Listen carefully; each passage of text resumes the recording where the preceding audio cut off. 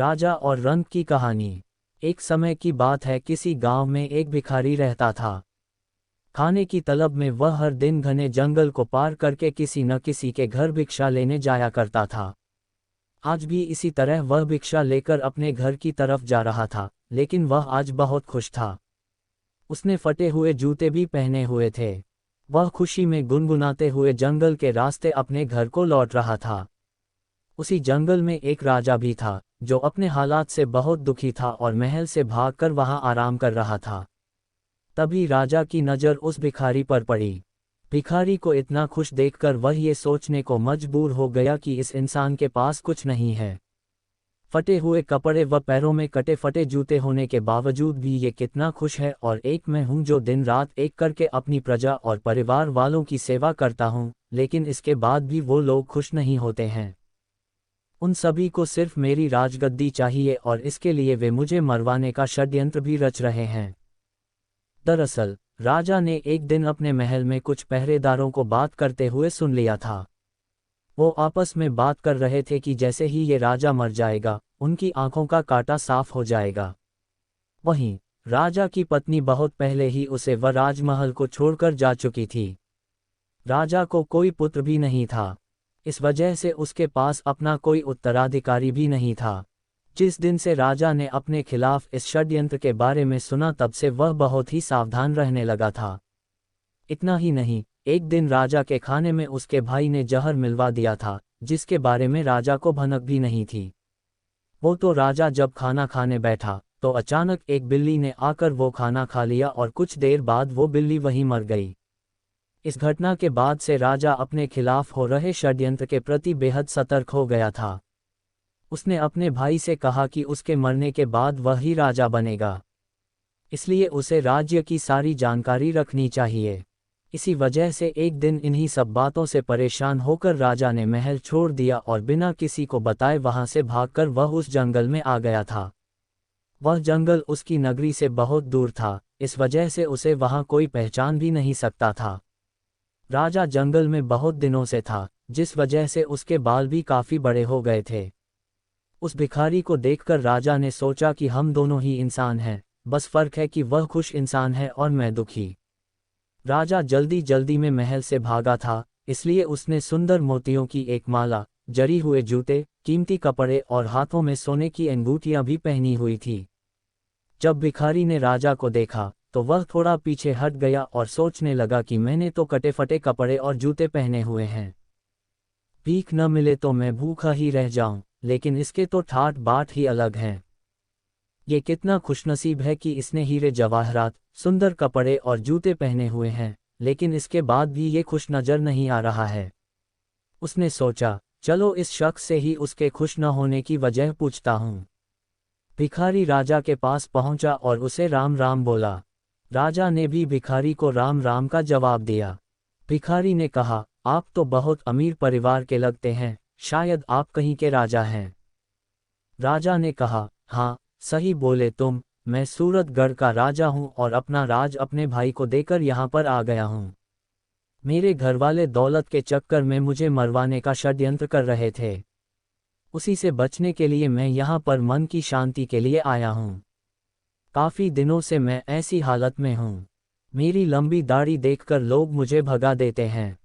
रास्ते में जो भी फल फूल मिलता है वही खाकर गुजारा कर लेता हूँ। आज मुझे बहुत तेज भूख लगी है, इसलिए मैं इधर उधर खाने की तलाश में घूम रहा हूँ। तुम्हारे पास अगर कुछ खाने के लिए है तो कृपया मुझे थोड़ा खाने के लिए दे दो। भिखारी ने मुस्कुराते हुए राजा की तरफ देखा और कहा कि अगर तुम मुझे ये सोने की अंगूठी दोगे तो मैं तुम्हें खाना खिला सकता हूँ। राजा ये सुनकर खुश हुआ। उसने अपनी अंगूठी भिखारी को दे दी और बदले में उससे रोटी लेकर खा ली। भिखारी ने राजा से कहा कि तुम और मैं दोनों ही अकेले हैं, चलो हम दोनों साथ में चलते हैं। दोनों साथ में चलते हुए एक घने जंगल में पहुंचे। वहां पर वह आराम करने लगे। भिखारी ने राजा से कहा कि आप कितने भाग्यवान हैं। आपके पास इतनी धन दौलत है, लेकिन मेरे पास कुछ भी नहीं है। फटे जूते पहने हैं। आपकी अंगूठी से मेरी बहुत सी समस्याएं दूर हो जाएंगी। फिर राजा ने कहा कि मैं भी तुम्हारी ही तरह कुछ सोच रहा था। तुम्हें फटे जूतों की परवाह किए बगैर खुशी से अपने रास्ते की तरफ जाते देख मैंने सोचा तुम्हारे जैसा कोई खुशनसीब नहीं होगा। मेरे पास सब कुछ होते हुए भी मैं खुश नहीं हूँ। हम दोनों की हालत एक जैसी ही है। फिर बातों ही बातों में उस भिखारी ने राजा से उसके राज्य की सारी जानकारी पूछ ली और फैसला किया कि रात में जब राजा सो जाएगा तो वह उसके कपड़े और गहने लेकर वहां से भाग जाएगा। जब तक राजा सोया नहीं तब तक भिखारी उससे मीठी मीठी बातें करता रहा। रात को उसने राजा को खाने में बेहोशी की दवा मिलाकर खिला दी। इससे राजा गहरी नींद में सो गया। फिर भिखारी ने राजा के कपड़े व उसके सारे गहने पहने और वहां से भाग गया। राजा सोता ही रह गया, लेकिन रास्ते में उसे कुछ चोरों ने देख लिया। उन्होंने उसे राजा समझकर पकड़ लिया और उसके सारे कपड़े और गहने छीन लेते हैं। अब भिखारी के पास सिर्फ धोती ही बची थी। चोरों ने सब कुछ लूटने के बाद उसे एक पेड़ से बांध दिया और उससे पूछने लगे कि वह कहाँ का राजा है। अगर नहीं बताओगे तो तुम्हें मारकर कहीं फेंक देंगे। भिखारी ने चोरों से कहा कि वह राजा नहीं है। मैंने अपनी लालच की वजह से एक राजा के सारे कपड़े और गहने चोरी कर पहन लिए थे। वह राजा अपने जीवन से दुखी है और जंगल में खाने के लिए भटक रहा है। चोरों ने उसे बोला कि वह नाटक कर रहा है। उन्होंने फिर से उससे पूछा कि तुम कहाँ के राजा हो। भिखारी ने चोरों को बताया कि वह राजा राय प्रताप है, जो सूरतगढ़ का राजा है। उसका भाई राय बहादुर उसके राज्य का मंत्री है। वह अभी जंगल में आराम कर रहा है, लेकिन चोरों ने उसकी बात पर भरोसा नहीं किया। उधर जब राजा की नींद खुलती है तो वह भिखारी को बुलाता है। उसने अपने सामान को देखा तो उसके पास सिर्फ एक पोटली ही होती है, जिसमें उस भिखारी का कुछ सामान होता है। दूसरी तरफ वो चोर सूरतगढ़ के महल में पहुंच जाते हैं। वहां पहुंचकर वो राजा के भाई राय बहादुर से कहते हैं कि उनके पास उनका भाई है। अगर वो उसे जिंदा बचाना चाहते हैं तो उसके लिए उन्हें 3000 सोने के सिक्के देने होंगे। ये सुनकर राय बहादुर ने बोला, इसके लिए तुम्हें मेरे भाई को मुंह पर कपड़ा बांधकर राजमहल लाना होगा, तभी हम तुम्हें सोने के 3000 सिक्के देंगे। चोर उस भिखारी के मुंह पर कपड़ा बांधकर उसे राजमहल लाते हैं और उसे राय बहादुर के हवाले कर देते हैं। राजा के कपड़ों में भिखारी को देखकर राय बहादुर को यकीन हुआ कि यह उसका भाई ही है। उसने सोचा कि अब वो इसे मारकर खुद राजा बन जाएगा, लेकिन जब उसने भिखारी के मुंह से कपड़ा हटाया तो वह गुस्सा हो गया। उसने चोरों को कहा कि मुझे पता था कि तुम लोग दौलत के चक्कर में मुझसे झूठ बोल रहे हो। यह आदमी मेरा भाई नहीं है। हम तुम्हें 2 महीने का समय देते हैं, मेरे भाई को पकड़ कर लाओ। अगर नहीं लाए तो तुम सबको गोली मार देंगे और अगर यहाँ से भागने की कोशिश की तो जिंदा दफन करवा दूंगा। ये सुनकर सभी चोर बहुत डर गए और मौका मिलते ही वहां से भाग गए। रास्ते में उन्होंने भिखारी से कहा कि तुम सही थे, अब हमें बताओ वह असली राजा कहाँ पर है, फिर तुम्हें भी फिरौती के धन में हिस्सा देंगे। भिखारी ने बताया कि उसने राजा को इसी जंगल में छोड़ा था, लेकिन बहुत ढूंढने के बाद भी राजा उन्हें नहीं मिला। वहीं नींद से जागने के बाद जब राजा को भिखारी की सारी हरकत समझ आती है तो उसे बहुत दुख होता है। उसने सोचा कि अब उसे कहीं जाकर अपने खाने के लिए इंतजाम करना होगा, वरना वह भूख से ही मर जाएगा। कई दिनों तक राजा भूखा प्यासा ही चलता रहा और रूखा सूखा जो मिलता वही खा लेता। चलते चलते राजा को 1 हफ्ता हो गया था। उसे याद आया कि उसके पास एक पोटली है जो भिखारी उसी के पास भूल गया था। वह उस पोटली को खोलता है तो उसमें उसे सन्यासियों के कपड़े मिलते हैं। राजा ने सन्यासी वाले कपड़े पहन लिए। वह जंगल से निकलकर एक छोटे से गांव के पास पहुंचा। वहां एक नदी के किनारे पहुंचकर वह सो गया और 2 दिनों तक सोता रहा। वहीं आसपास के लोगों को लगा कि यह कोई साधु बाबा है जो अपनी समाधि में ध्यान कर रहे हैं। लोगों ने सो रहे राजा के पास चावल चढ़ा दिया तो कुछ लोगों ने धूप जला दी। जब तीसरे दिन राजा की नींद खुली तो उसे अपने पास बहुत सारे फलों का चढ़ावा मिला। ये देखकर वह बहुत खुश हो गया। राजा ने मन में सोचा कि सन्यासियों का जीवन अच्छा है, बिना मेहनत किए भोजन मिल जाता है। अब उसे यहाँ से कहीं और जाने की आवश्यकता भी नहीं होगी।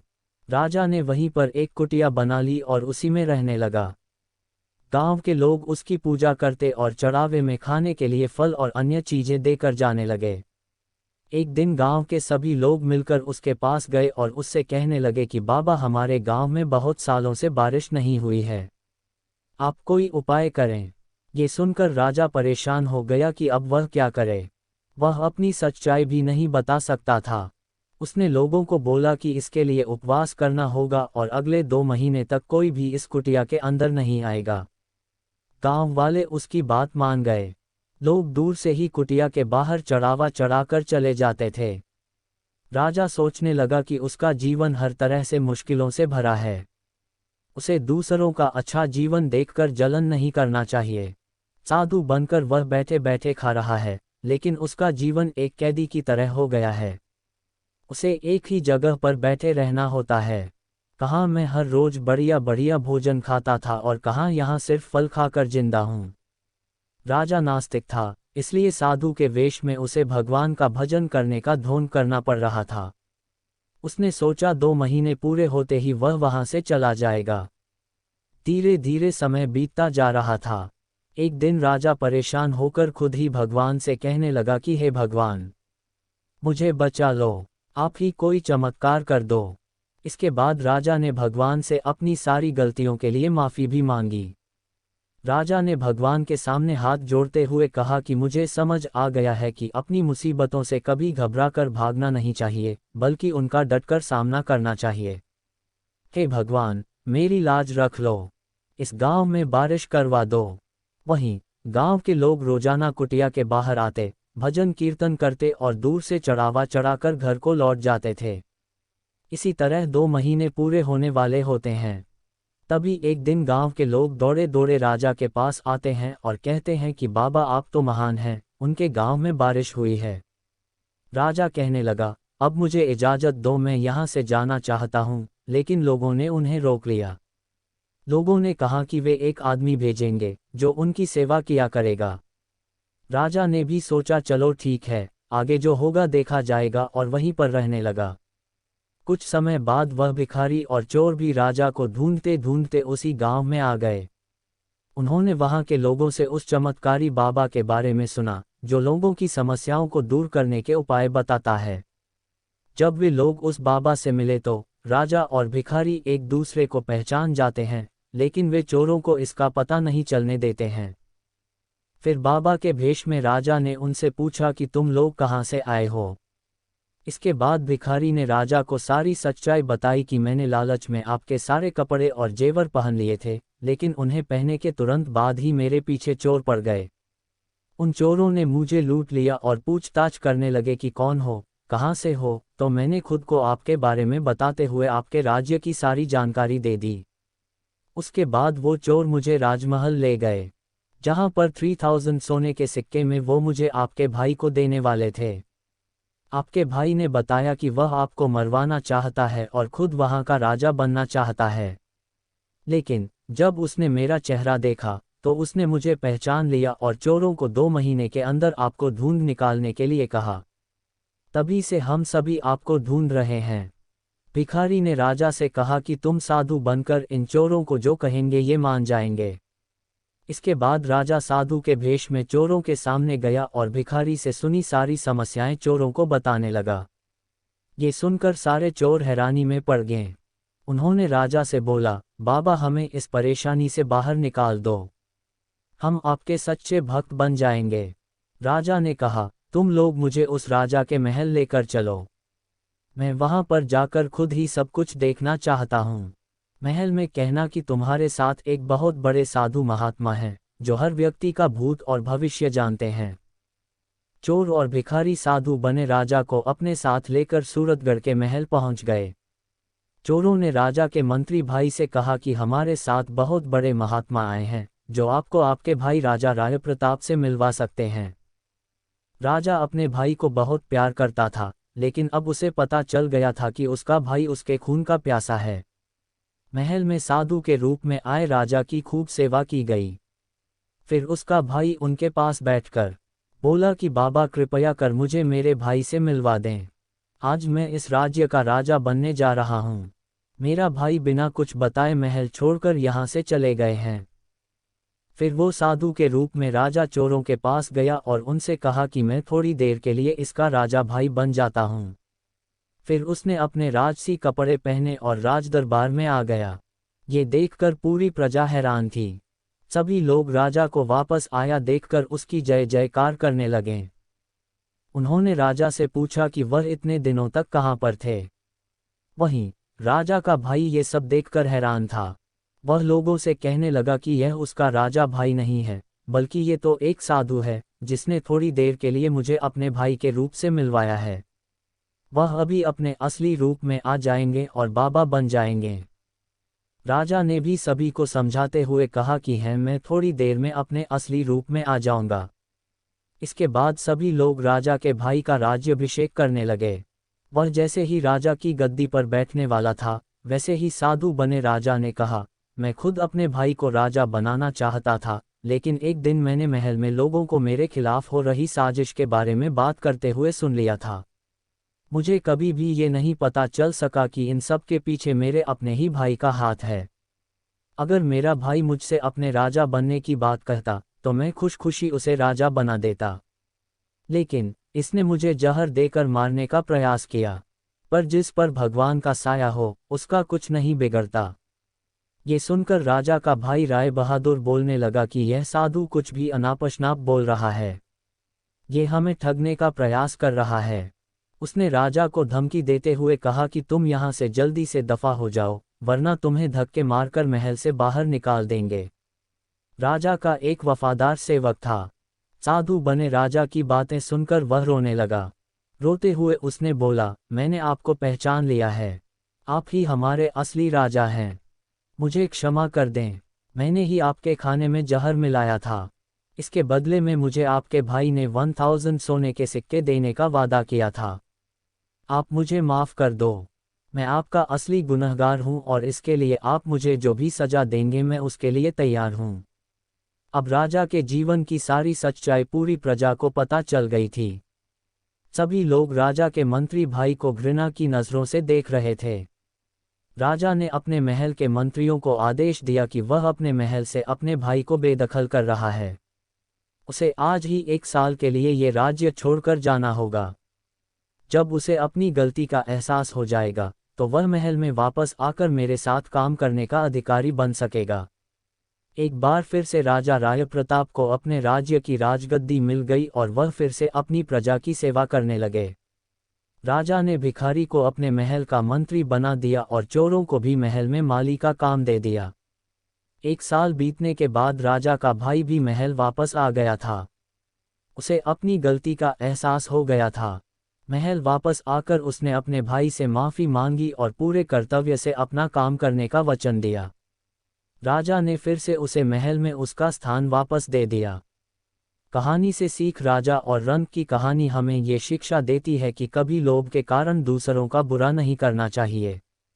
हमेशा सत्य का मार्ग अपनाना चाहिए और पूरी निष्ठा से जीवन के प्रति अपनी जिम्मेदारियों को अपनाना चाहिए।